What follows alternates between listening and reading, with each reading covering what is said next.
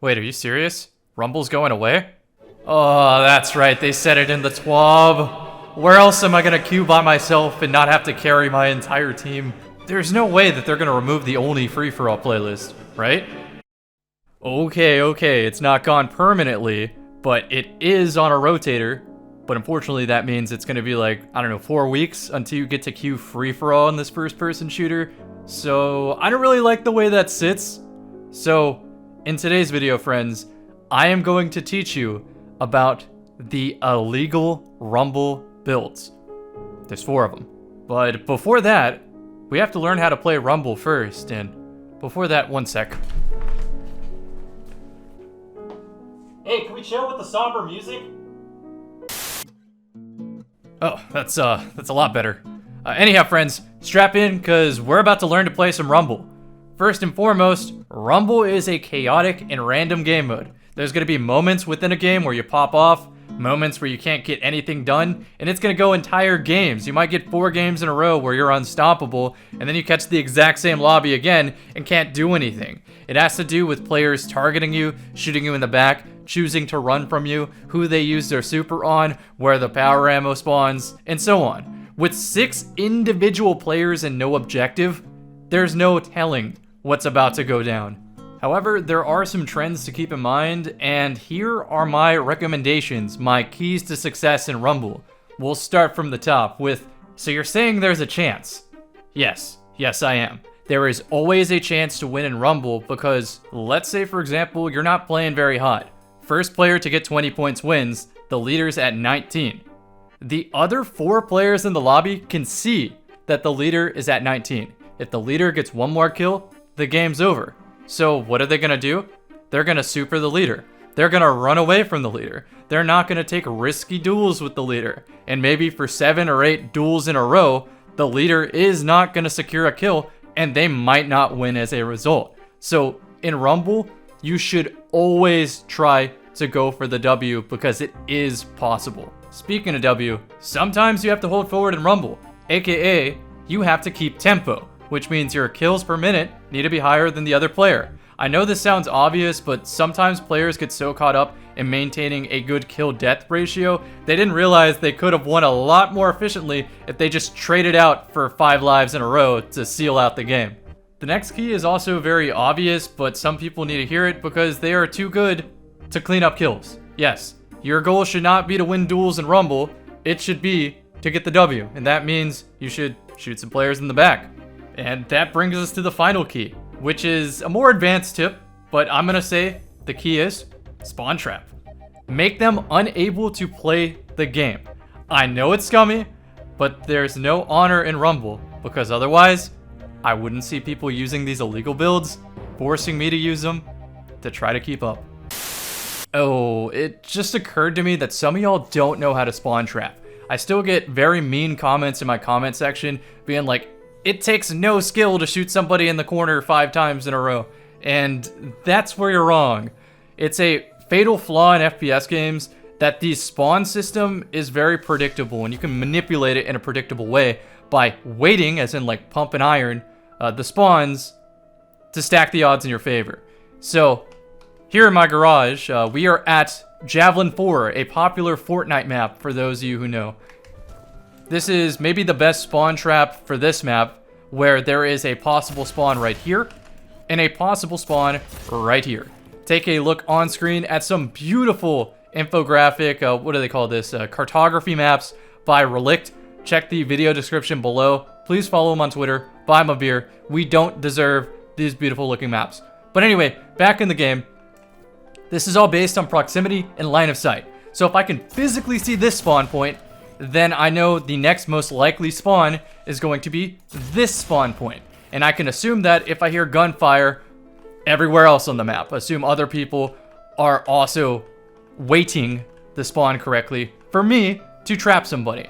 And what do I mean by trap?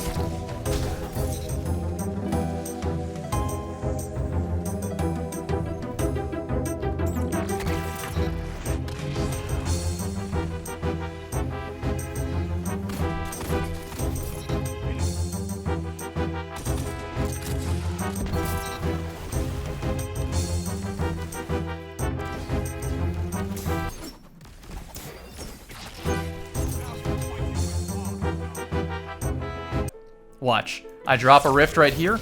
I know that the pad spawn is valid, so I'm going to slide it right when they're starting the spawn animation and out DPS their overshield and immunity. And then, since they're dead, the game has to look for another place to spawn them. And so, it will spawn them in the exact same place again, to which you repeat it.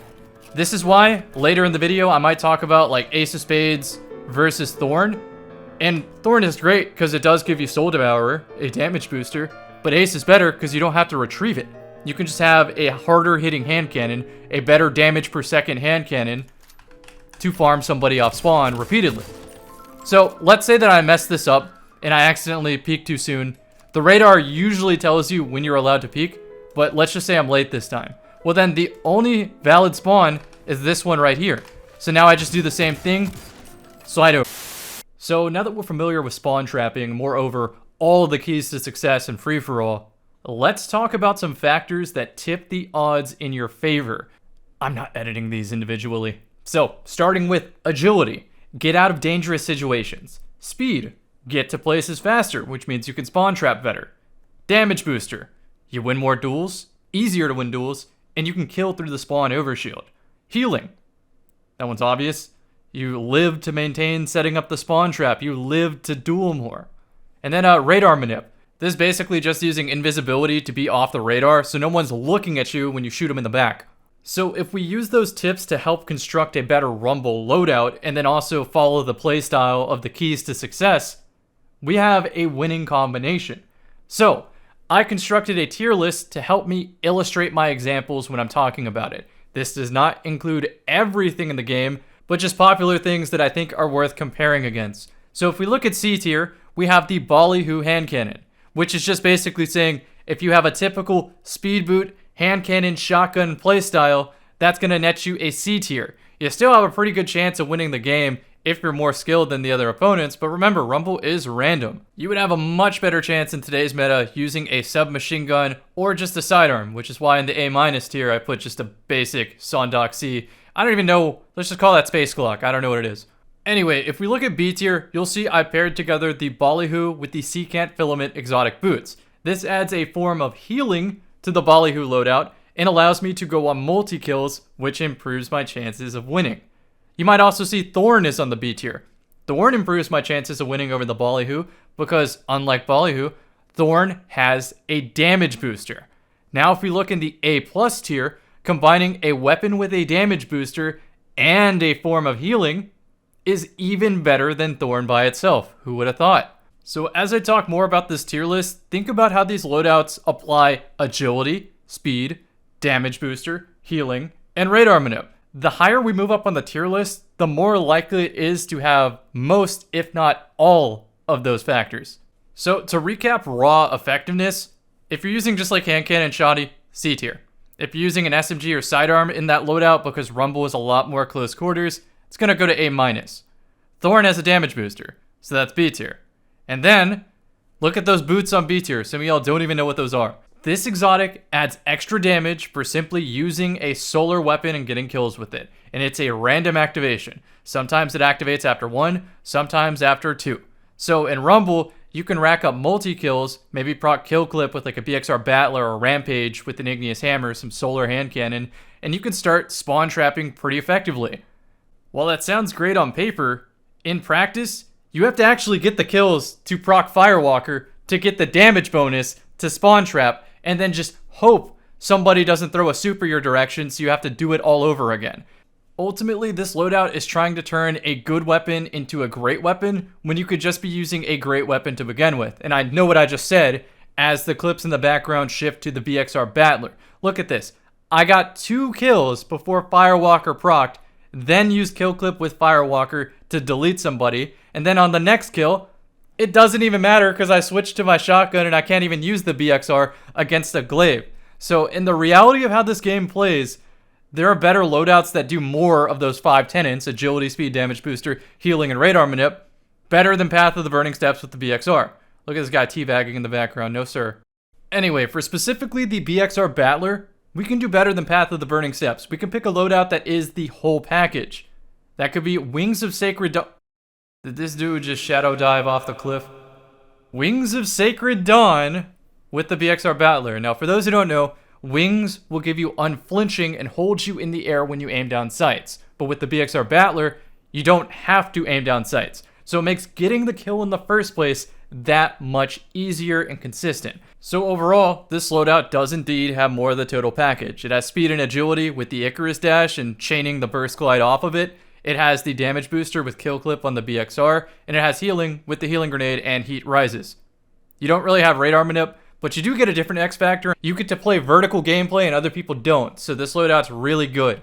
But it ain't an SMG, and SMGs are better than pulse rifles and rumble. So back on track, thinking big picture here, we were just talking about the Path of the Burning Steps in B tier and how it juices solar weapons. The better the solar weapon, the better the overall build. However, even at its best, there are still other loadouts that do that thing better. In the case of the BXR Battler, I just showed you Wings of Sacred Dawn. In the case of the Vex Mytho class, we have in the S tier, the Rain of Fire Vex Mytho class combo. And I'll get more into that in the future. I just want to show that there can be a difference. If we were talking about Path of the Burning Steps with Teraba, it's pretty good, but I would argue that Peacekeepers with Teraba in the S tier does it better. So with these comparisons talked about, I think now we can hone in on what is the difference between the A+ tier and the S tier. Again, we go back to those tenets. We go back to what does it do more of? Is it more consistent? Is it easier? Is the goal that the A+ loadout is trying to accomplish done better by the S tier? Answer yes. I'm going to give you the long answer though to really drive home the point and the ad revenue. Anyway, talking about one of the A+ builds, this is Thorn plus Secant Filaments. But spare me having to get some extra footage and pretend I'm using Ace of Spades instead, so when I later compare it to One-Eyed Mask with Ace of Spades, we can draw more one-to-one comparisons. So, let's go through the tenets again. Speed. What does it have for speed and agility? Well, it has Blink, and although that does satisfy both, it does come with some limitations. Now, I realize I didn't specifically define agility and speed. Agility is something like a Hunter Dodge, a Titan Shoulder Charge, something that jarringly gets you out of danger very fast, whereas speed is just how quickly you get to a place. And that could be Stompy jumping off the ceiling, that could be Icarus Dash, burst gliding forward, that type of thing. So Blink somewhat does both of these. Blink is the fastest forward jump, but it's not instant. You do have to prime it with the short hop, but once you've committed to the short hop, it will teleport you from point A to point B, which means you can clear 2 pieces of cover without getting sniped, and that is incredible. So while it does have the speed, in the agility department, you have to telegraph your movement a little bit to get the same bonus that a Hunter Dodge or Titan Shoulder Charge would effectively give you, which is what separates this from the S tier in just that department alone. Another thing this loadout has going on is healing. It has one of the best forms of healing with Devour, but with the condition that you have to get a kill to get back to full health. With Secant Filaments, it also costs you your Rift, so you could be 40 seconds without another opportunity to proc Devour if you just threw your Rift and immediately died. If you compare that to One-Eyed Mask, which is always active, that's a pretty tall mountain to climb. However, you can activate Devour with your grenade or melee. However, I think those happen less often, so I spec'd into other ways to proc it. I basically use all the aspect and fragments. I stack the deck entirely to try to pull Devour. I can make an orb from double kills, pick up the orb, get Devour. I can tag them with the nade. The nade can kill them and proc Devour, or the nade can tag them and I get a headshot kill and they drop an Orb of Light as a result. So I have a lot of different ways to proc Devour, and the difference between this A+ build and the S tier build is I have to perform out of my mind to get a similar result to just simply using One-Eyed Mask and Ace of Spades. Since I just explained the Deadly Devour cocktail, let's talk about Mechaneers, Tricksleeves, and Forerunner, and how I also have to play out of my mind to make it work, compared to using the loadout directly above it, which is Gyrfalcon Rat King. So what keeps this loadout from S tier is the risk-reward ratio. I am purposely tanking the recovery stat to give me more opportunities to use the Mechaneers Tricksleeve perk, which reads that when you are critically wounded, you deal more damage when you swap to a sidearm. And I'm using 2 sidearms, so it's gonna happen. Let's go to the gameplay. For the record, this is one of the most complicated builds in Destiny 2, so it's a lot to talk about. The main goal of this build is to try to weaken the opponent with either a smoke grenade or a vortex grenade, and then get a kill, preferably a headshot. A kill will always give me wall hacks, which you see in the background. A headshot will give me an orb of light, which turns into devour, which gives me all of my health back. But in the background, I didn't proc devour. Now I have to use my low health to my advantage, and I 2-burst this player. I still have low health. I'm invisible off the radar, and they just got 2-tapped. So I put those loadout factors back on screen. So, does it have agility? Yes, it's a hunter. It has hunter dodge and hunter jump, which is one of the most agile jumps. However, it's not very fast. It does lack speed. Does it have a damage booster? Yeah, 2 of them actually. On my Forgiveness sidearm, or whatever it's called, I have Adrenaline Junkie. So if I accidentally kill him with my nade, it's fine. I'll just switch to the sidearm and get a damage bonus. Oh, I happen to get weak? Damage bonus. Oh, I get charged with light? Damage bonus. I just realized I should have been using Charge Magazine instead of High Energy Fire. My mistake, I used the wrong class item. This loadout also has healing in the form of making orbs of light very frequently from either my smoke, grenade, headshot tag, double kills, that type of thing. If I pick up the orb, that's devour, and that's a full heal. Sometimes there'll be an orb of light on the floor, and I won't immediately pick it up because I want to pick it up mid-duel. And yes, it works even though I already have devour active sometimes. So I can just leave little health packs on the floor as I go on major streaks. However, I realize this is extremely conditional and not realistic to pull off in every game. So compared to Gyrfalcon Rat King, which is get a kill, go invisible, and get a damage bonus every single time you get a kill, it's not even comparable. So that is what separates A+ and S tier. I briefly mentioned radar manip. This is a great time to go into it because of how instrumental it is for this specific build. Radar manip and invis, already good by itself. But when you consider I have a 2 recovery stat and I'm constantly red barred, one shot, absolute, other synonyms, I need a way to guarantee that I am going to land the first shot on my opponent and preferably catch them completely unaware. That is what invisibility affords to this loadout and really rounds out the whole package, and why it's an A+ tier instead of a C tier. C standing for too conditional. However, you don't have to run the Devour Cocktail. You could just run a different fragment aspect setup that gives you more raw stats and just play Mechaneers Tricksleeves for simply the AE bonus. And if you happen to take advantage of the extra damage, then so be it. So I still think with that being said, this is an A+ for sure. So I've talked about 2 out of the 3 A+ loadouts. This brings us to the first illegal loadout. Yes, somebody probably made that joke in the comment section already. So what happens when you take a banned weapon and combine it with an illegally modded holster? Castle Wars montage.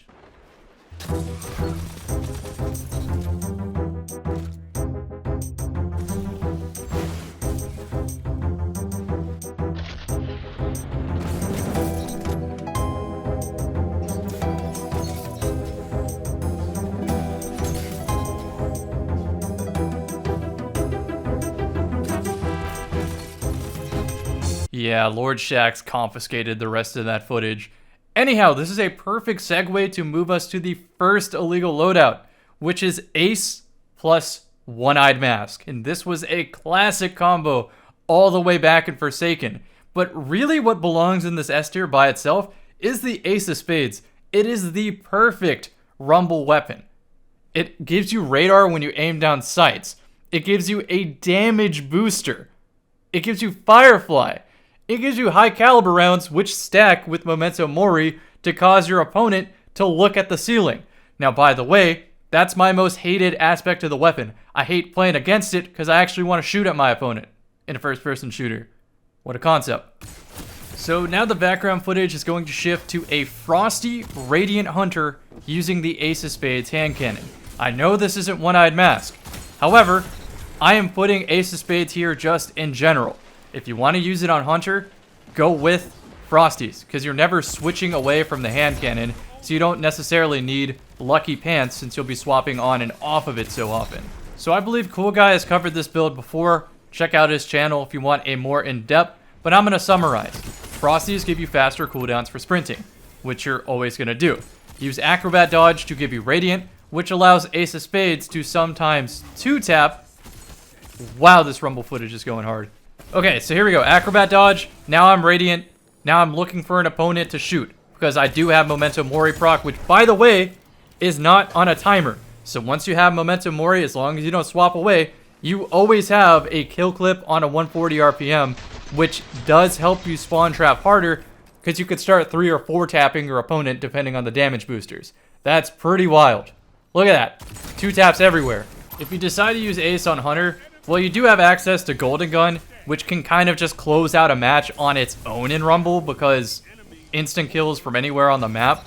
Everyone, for some reason, likes to challenge the Golden Gun, so it's like moths to a flame. I don't get it, but it does get results. If you wanted to try Ace of Spades with Warlock, Secant Filaments, or Getaway Artist, because Getaway Artist will clean up the 2-tap. Now for Titan, obviously I recommend One-Eyed Mask, because after every kill, you get some health back and an overshield, which does come up more often than 2-taps. A lot of time in Rumble, if somebody even hears me with Ace, they just run the other direction, and I don't even get to 2-tap them. They don't even stay for the 1-tap.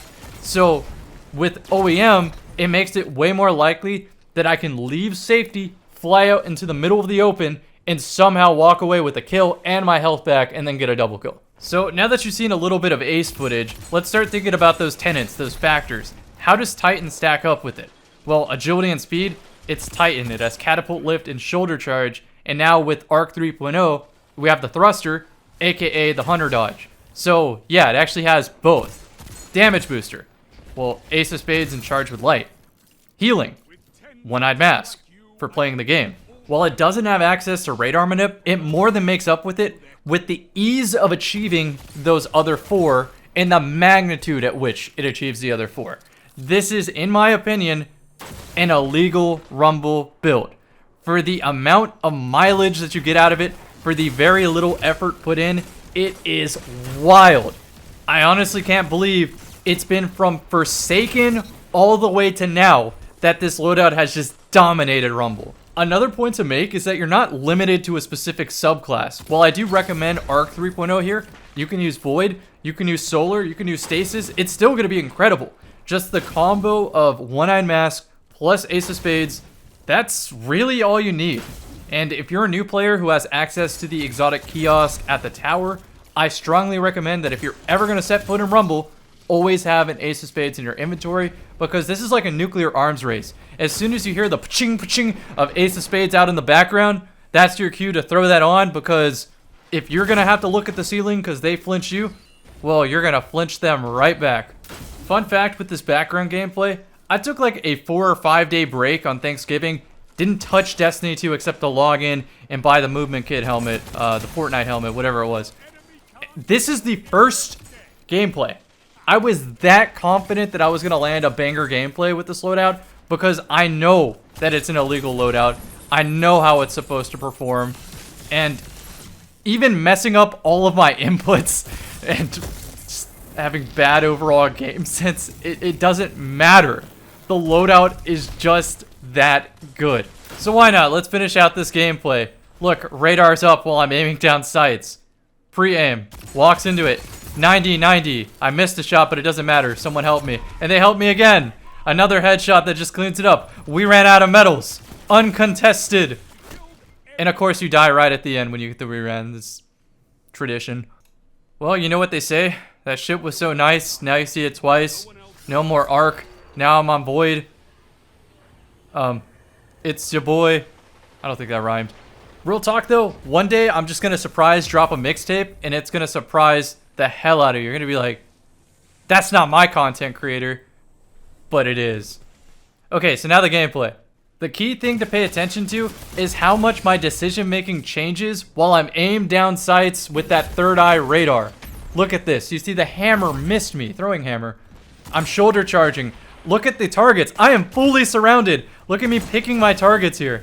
For some reason that did not shoot, but it doesn't really matter because OEM's gonna bail me out anyway. Same thing, I'm gonna whip 180 here because the radar shows all. And I whiff shots, but that's okay. Second game of the day, by the way. Okay, fine. I know. It's not good gameplay. Anybody can do this. Psych! 2 we ran out of medals in a row.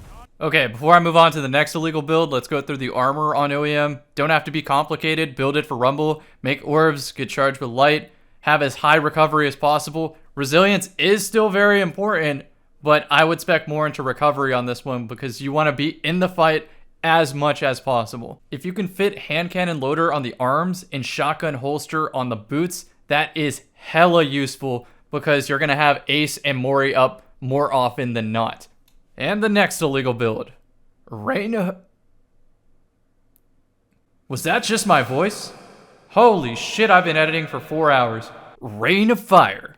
This is an exotic that not only gives you improved aerial accuracy, but makes you radiant after every fusion rifle kill. Most of us know that Vex Mytho class is in fact a fusion rifle, and it already has a version of Rampage on it. So if you get a kill, it improves in damage, then Rain of Fire kicks in, and you get Radiant, which improves the damage further. This is a Burden of Guilt fusion rifle, recommended to me by Lego Flash. I copied his video exactly, so I shouted out Cool Guy earlier. Relic, also follow Lego. That's an order, not a suggestion. So if you look at the Fragment Aspect combo, I pretty much just build to have more AE for solar weapon kills, which Vex is solar, more Radiant length, and then just stats. Healing nade. Don't overcomplicate it. What you should overcomplicate is the mods on the armor. Go for Quick Charge. It does apply to fusion rifles, and you're using 2 of them. So also use Fusion Targeting and Harmonic Siphon since you're on a solar class and using a solar weapon. If you make orbs, you can use Recuperation to get your health back when you run over the orb, kind of like that Devour cocktail I talked about earlier. And then everything else, just choose what you think's important. Okay, cutting right to the chase. What tenets does this build do better than everything else? Agility and speed? It's Dawnblade with Icarus Dash. It's gonna do both. Damage booster. I get a kill, I get Rampage and Radiant. And I can get a kill with either of my 2 weapons, which is literally just playing the game. Healing. Heal Grenade or Heat Rises. Depends on the situation. Both very valuable. Radar Manip. How about no? When I pop Heat Rises, I actually appear as a red dot on the radar. So in a way, I guess I could manip their expectation because they don't necessarily know if I'm floating up really high or on ground level. But that doesn't really matter because even if they know I'm coming, even if they get first shot, it doesn't matter. Unless they melee you. But I guess if you didn't want to get meleeed, you could just use a shotgun with this. Nothing says you have to use a fusion. But then again, you couldn't do that. So, pros and cons. You build it to the map, build it to the opponents.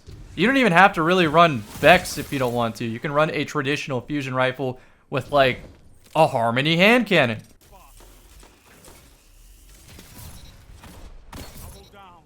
Perhaps a linear fusion in a Harmony hand cannon. Wait, I've seen this situation before. I totally learned about this spawn trap somewhere. Some handsome YouTuber showed me the ways. So I know I used a tier list to illustrate that this is S tier, but what if there was a different metric to show its strength? Like, I don't know, perhaps the amount of players that left this game, which was 5 out of 5. So, I'm not saying, but I'm saying, this is an illegal Rumble build. They don't want to play against it. I don't want to play against it. It's too strong. In a world where everybody's scared to jump in the air and shoot their weapon, this just shreds them. It has no problem shooting in the air with or without heat rises. I think this is a good part of the video to talk about input device differences. A lot of the builds I suggested today are great on both, this being one of them. But I want to make the mention that this is my favorite controller loadout.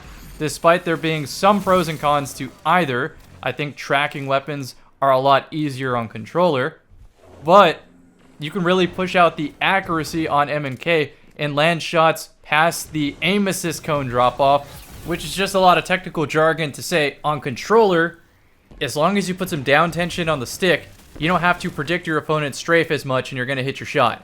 Whereas on mouse and keyboard, at an extreme distance where you start seeing damage drop off, you're still going to hit yellow numbers, even though those yellow numbers aren't very big. So now, skipping ahead to the part of the Rumble gameplay where we see a mass exodus unfold in real time. Don't forget this is a Rumble-specific video, so although this loadout isn't as good at Trials of Osiris, that doesn't matter, because this is a Rumble video, and the gameplay that you're seeing, no doubt, this is an illegal loadout. I want you to picture being brand new to Destiny 2, loading in the free-for-all playlist, with your basic blue auto rifle or something like that, landing shots on a player who has all overcharge and is radiant and air buffed, has healing grenades and everything, and they just beam you. Doesn't matter if you hit all your shots, doesn't matter if you're a better FPS player. They have an illegal build and you don't. So one thing I definitely wanted to cover in this video is the difference of gearing between a veteran player and just everyone else when it comes to illegal Rumble builds, and maybe how Bungie could do better with the Rumble sandbox, maybe promote an objective in the future, like King of the Hill. Sorry, the gameplay in the background is distracting. They could also work on some future integration with Bungie.net and loadouts and exactly where to get every component of the loadout, highlight it in-game with the tooltips and that type of thing. I know it's an ambitious ask, but I really do feel like this creates a rift in the Destiny community that makes it a lot harder for a new player to get into the game when they might not understand exactly how outmatched they are just on loadout alone. Plus, in my opinion, they don't have to highlight just strong loadouts. They could highlight really silly, fun loadouts too and just give people the ability to copy-paste, throw it together. So I think that would also be amazing. The super ambitious ask is just to say some sort of PvP mode or a fourth Guardian where you just load in with everything for a specific game mode, and they could curate it like snipers only 100 AE type thing. I talked about this in my power creep video if you want me to go more into it, but let's move on. The next illegal build is Peacekeepers plus submachine gun. This is not a Teraba specific strong loadout. You will notice if there is a Peacekeeper Titan in your Rumble lobby, because they will be running it. Now for the build explanation, let's start with the Peacekeepers. These give an invisible plus 5 tiers of mobility. So if you're at 5, you're secretly at 100. Now if you use a lightweight SMG, this is another plus 2 tiers, so plus 7 total. So you could go to 3 mobility on your build and still have secretly 10. My favorite SMG is Teraba because it is 16 zoom and shoots like a dream. It is amazing. The perk on it is overpowered compared to pretty much everything else in the game, but here's what it is. You take damage, you deal damage, it builds up an opportunity to reload the gun and unleash the beast, where you do 33 damage, a body shot or headshot, it doesn't matter. And as your landing hits, it extends the perk. So, let's paint the picture in Rumble. So Rumble does cater to SMGs with the proximity of spawns and the fact that you don't really have an objective, so you can always choose to fight close quarters. And even if you don't, someone can shoot someone else in the back, which makes it possible to still clean up and win with an SMG. You're just taking duels, you're winning duels because you're using an SMG and other people might not be. And every single duel you survive, you don't even have to win the duel, just survive, you are working towards Ravenous Beast. And at some point, when you see the perfect opportunity, you hold that reload button, unleash the beast, and rip the lobby in half. So, continuing the build explanation here, if I use Teraba, I typically pair it with the shotgun because I rarely use my special weapon. Since I can't switch off a Teraba or the perk goes away, I do shotgun holster. But if it's a big map that comes up, I might not use Teraba at all. Or if I use Teraba, it might be with the sniper rifle, or a pulse or a scout or something like that, and not a shotgun. Just be creative. The important thing to know is even if you use like double SMG, you're still in a prime position to win Rumble just because of the bonuses that Peacekeepers gives you to the SMG. Like the special weapon or the long range weapon isn't important. The nature of Rumble makes it possible to win with double SMG and not only have it be good, have it be optimal, have it be illegal. So all the considerations are double SMG, Teraba shotgun, Teraba snipe, you just saw it on screen now, Huckleberry and a glaive. That's not a joke, by the way. That is one of the most powerful loadouts in Rumble, period. And the reason for that is because Peacekeepers give you 100 handling for swapping to your SMG. So if you shoot the glaive, you can make it back to your SMG faster than a barefoot jackrabbit on a hot greasy griddle in the middle of August. Damn, I used one text mechanical weapon and the draw comes out, but let's get back to business here. So the other Peacekeeper SMG builds are Forerunner and an SMG, like Funnel Web, maybe Out of Bounds. If it's an even bigger map, you can go Shayura's Wrath. Alacrity always procs on Trials weapons and Rumble, by the way. I'm going to say that again in case anyone's zoned out here, because I don't know if I said it in the other parts of the video. Yeah, if you're using a Trials weapon with the Alacrity Origin trait, that just always procs in Rumble, so you always have just extra aim assist, range, and stability for some reason. Awesome. So continuing with the SMG loadouts, you could go with Chaperone or another slug shotgun. You can go Behemoth. You can really play any subclass with Peacekeepers. It is that good. But what Behemoth brings to the table is Cryoclasm, the enhanced slide. And with Peacekeepers, it lets you cancel the slide, or with a two-handed weapon like Chaperone. So you can fly in the room, get your kill, and then melee your way out. I was talking a little bit faster than the background footage could provide examples, but there goes Forerunner. Makes an Orb of Light for a double kill. Pick it up, that's Devour. And it just continues on until the game wins. I think the final SMG pairing I didn't mention was Witherhorde. That one is incredible for creating like an anti-Sea-Bear, anti-shotgun circle, and you just dance around them with Peacekeepers. I need to express exactly what Peacekeepers do, which will help paint the picture of why this is an illegal loadout. So we talked about the invisible mobility tiers. You have 10 mobility. But on top of that, Peacekeepers also decrease the penalty for aiming down sights. So effectively, you have the fastest SMG strafe possible. It is so fast that if somebody is tracking you with controller, you can walk out of their aim assist sometimes, depending on the gun and the distance and whatnot. You also get enhanced slide and sprint speed when you equip an SMG. If you holster your SMG for just a second and a half or something like that, it will reload the gun. And if you double swap like as fast as possible, this is called a nom load, it'll just reload while you have the gun out after about a second and a half. So you can shoot like a double magazine down at people. Speaking of nom load, I would say that Peacekeepers rose in popularity because of Nom and Cool Cheese, both players that I recommend you follow if you have not. Incredible SMG gameplay, although Cool Cheese doesn't play Destiny anymore. You could see his contributions to this playstyle in real time. Things have changed around SMGs. We got a camera shake change for SMGs that made them so much more practical to use. A lot of different things in the sandbox all converge on this now being an illegal Rumble loadout, whereas maybe back in the day it might have been A tier, might have even not been as competitive in the heyday of Last Word and Not Forgotten, etc. So now that we know what Peacekeepers do, now that we know what SMG loadouts to use, even double SMG, what subclass? Answer, any of them. It does not matter. There is a great way to play it. I think Nom has started running Dynamo and Distribution with Thruster to get a super as fast as possible in Trials. I've seen the classic Cool Cheese Behemoth with the Cryo Slide. You could do the Void Devour cocktail that I did on Mechaneers, Tricksleeves, and Secant Filaments. That works too. You could also just spam healing grenades on Solar. Don't overthink it. For agility, you have Shoulder Charge, the extra slide, and the Thruster if you play Arc 3.0. For speed, you have the Sprint Speed and the Titan's Gate. For damage booster, Terraba or a Kill Clip SMG. For healing, it is conditional unless you play Solar for the healing grenade, and Solar isn't even a bad choice on this in Rumble specifically, because the super can seal out the rest of the game if you're really aggressive with building that super up. The Hammer of Soul is genuinely one of the best Rumble supers. However, the whole game, Trials of Osiris 6s, whatever, Solar Titan is one of the worst in the entire game.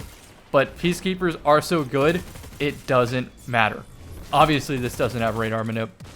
Well, now that I mention it, there is a fringe case where if you use the Hero's Burden with Skulking Wolf, if you're critically wounded and win the gunfight, you're off the radar for 10 seconds. So if you wanted to go that route, you could do that. You could even build into Repulsor Brace too, where you get overshields on the kill, kind of a la OEM playstyle. And there's the We Ran Out of Metals, Peacekeeper SMG, truly an illegal Rumble loadout.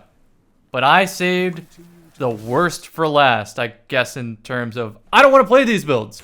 Gyrfalcon Hauberk. I'm just going to call it Gyrfalcon. You can correct me in the comment section, improve that engagement rate. Don't forget to subscribe, that type of thing. The background footage is going to speak for itself. Your eyes do not deceive you. I am going invisible, getting my health back, and coming out with a damage bonus. A damage bonus that makes it so you don't even have to aim well. This is an illegal loadout, especially when you pair it with a grenade launcher that has disruption break. Could be a wave frame, could be a regular one. Doesn't matter. Look at this. I'm slowing it down. There's low effort, high reward, but this is just criminal. This is illegal. This is not amazing.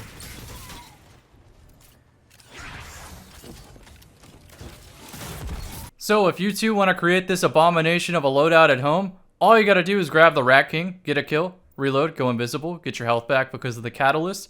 Then because of Gyrfalcon, you get extra damage after coming out of invisibility. So in other words, just play the game.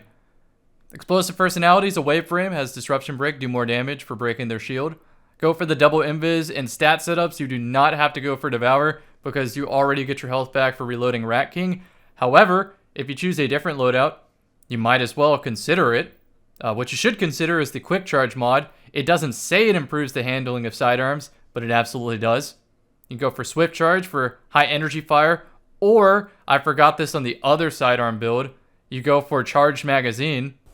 Kind of like how Peacekeepers had a variety of loadouts that I consider illegal. Same with Gyrfalcon. Gyrfalcon will do it for a lot of them. Pretty much any sidearm or any fusion rifle or any combination of using a grenade launcher, switching to a weapon, and cleaning up. AKA the Crimson version with the Lucky Pants, that was A+. With Gyrfalcon, it is absolutely illegal. S. Oh, and I bet y'all thought I forgot about Dead Messenger. I didn't. I waited for now to mention it because it applies to both loadouts equally. This is equally effective on Peacekeepers and with Gyrfalcon. So how does this one shake up on the loadout factors here? Agility? Well, it has shadow dive, so you can use the air dive move to consume your smoke and go invisible, which will give you a damage bonus. So that's agile. Has a hunter dodge. Speed? Not so much, but you could run a lightweight tube and get a sprint speed bonus, so that counts. Damage booster. Yes. Healing. Rat King or Devour. Either one. Radar manip. Without even trying. This is perhaps the most illegal of the illegal builds. However, I stand by that anything in that S category can compete with anything else in that S category. Whereas the A pluses and everything below it are going to struggle, and you will absolutely notice if it's a similar skilled opponent, if they have an illegal build on, and you don't. There was a point early in the season where Gyrfalcon was disabled because of a PvE reason, and at the time, I thought it was a PvP reason, and when it got disabled, I was cheering because not everybody had this yet, and even just reading the possibilities on paper, you already knew this was going to be an illegal build. I am so surprised that it got shipped in the state that it shipped in. Anyway, I think it's about time I wrap up this 43-minute video so far. Thank you for anybody who's followed along this far. You don't have to watch any video like this in one go. You could always add it to the watch later. But in today's video, we learned how to play Rumble, how to build for Rumble, and how to spawn trap. And most importantly, we learned what the most illegal loadouts in Rumble are and the nuclear arms race that comes with their existence.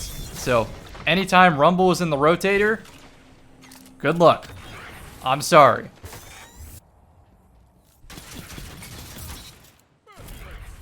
How are you gonna watch a 43-minute video and not have the gall to subscribe, hit the bell notification, and follow me on twitch.tv/camicakes?